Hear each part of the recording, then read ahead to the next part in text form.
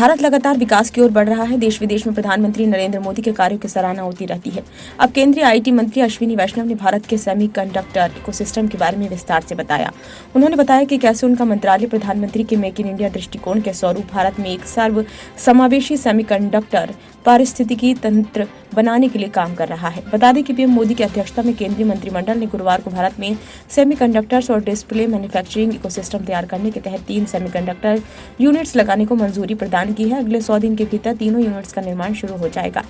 4 minute के एक video में मंत्री ने व्हाइट बोर्ड पर चार्ट बनाकर देश के सेमीकंडक्टर इकोसिस्टम विकसित करने के लिए केंद्र द्वारा उठाए जा रहे कदमों की जानकारी दी। उन्होंने कहा कि प्रक्रिया में 4 मुख्य घटक हैं: design, fabrication, AFB, assembly, testing, marking, packaging यानी कि आईटीएमपी और इलेक्ट्रॉनिक विनियामक यानी कि सर्किट। उन्होंने कहा कि सेमीकंडक्टर बनाने के लिए सबसे अहम और महंगे उपकरण ईडी उपकरण है, जिसे 3 कंपनियां कैडेंस, सिनोप्सिस और सीमेंस द्वारा बनाया जा रहा है। कौशल को बढ़ाने और अनुसंधान व विकास के लिए क्या कदम उठाए जा रहे हैं, ये पूछे जाने पर मंत्री ने बताया, सबसे कठिन और सबसे महंगे उपकरण जिन्हें इलेक्ट्रॉनिक डिजाइन, ऑटोमेशन या ईडीए टूल कहा जाता है, इसकी आपूर्ति कैडेंस, सिनोप्सिस और सीमेंट द्वारा की जाती है। ये बहुत महंगे हैं। यदि आप खरीदने जाते हैं तो आपको सिर्फ एक लाइसेंस के 10 करोड़ से 15 करोड़ रुपए खर्च करने होंगे। इसलिए हमने इन 3 कंपनियों से बात की है और उनके ईडी उपकरण के लिए और इन्हें देश के 104 विश्वविद्यालयों को दिया है।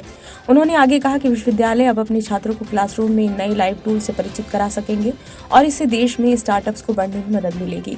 उसी में से नया टैलेंट और सेमीकंडक्टर इंडस्ट्री को आगे बढ़ाने में मदद मिलेगी। मंत्री ने कहा कि ये बहुत बड़ी पहल है, इसलिए इसकी नींव बहुत महत्वपूर्ण है। उन्होंने कहा, हम 2 साल में जो हासिल करने में सक्षम रहे हैं, कई देश 5 साल में ऐसा नहीं कर पाए हैं।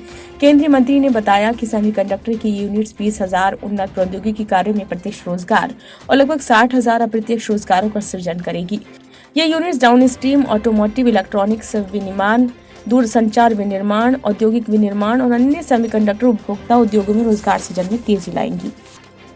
ब्यूरो रिपोर्ट, नई दिल्ली।